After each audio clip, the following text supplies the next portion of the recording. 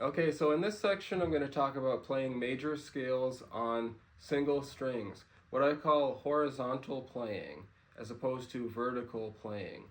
So we're going to learn how to play these along the strings up and down the neck, staying on one string at a time.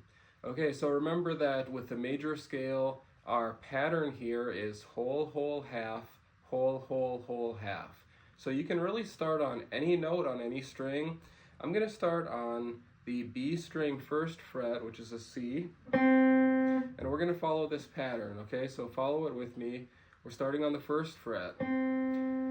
So we know that we need a whole step first, so that will take us from the first fret to the third fret. We need another whole, that will take us to the fifth fret.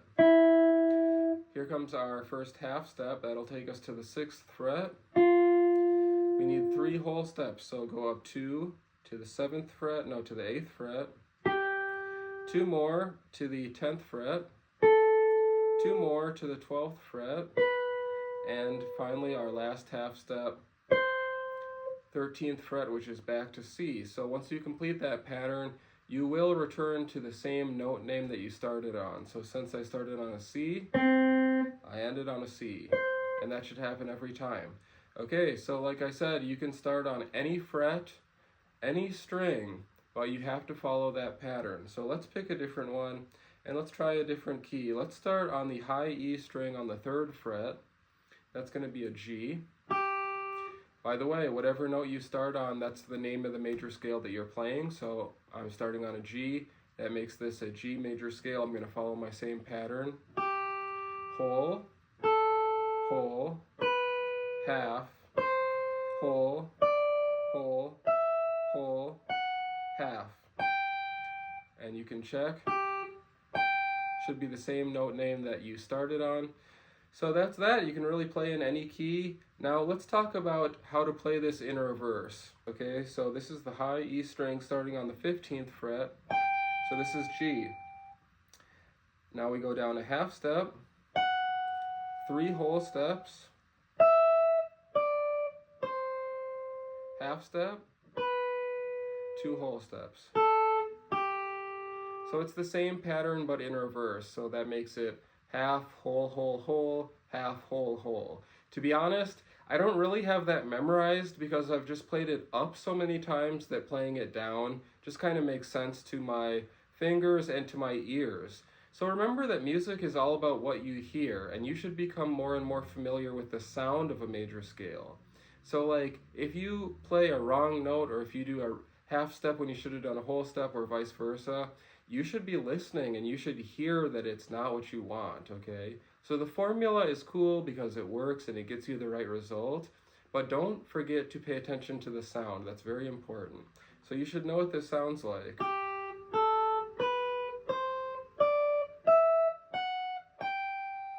And when you go in reverse, you should know what that sounds like too.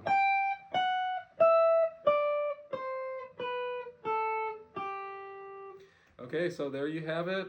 Make sure to try some major scales on various frets, various strings and whatnot. If you start too high, you may find yourself getting cut off. And likewise, if you start too low and you're descending, you might find yourself getting cut off on this end of the neck. That's totally okay. Just practice as far as it goes, including any open strings if there are any. And make sure to go all the way down the neck, all the way up the neck, to complete the entire scale. So now as an example, I'll do that G major scale again, and this time I'll play the whole neck instead of just 1 octave. So I could start by going down. I think I'll start by going up though. So here we have it, starting on the 3rd fret, whole step, half, whole, whole, whole, half. Now when I get here, a little light comes on that tells me I'm back at the tonic. So you always want to be aware of when you return to the tonic, which is the same note that you started on. Anyway, continuing from there, I'm going to start my pattern over again. Whole, whole, half, whole. Now, this guitar has 22 frets. Various guitars have different numbers of frets. So where you get cut off on the high end is based on that. So just go as high as you can go and then start to come back down. I landed on a D, which is the 5th of the scale, and that's totally fine. I'm going to descend the same notes. To be honest, I wasn't even really thinking about half steps and whole steps there. I had just played those notes going up, so I should know how to play them coming down. So here is the rest, descending.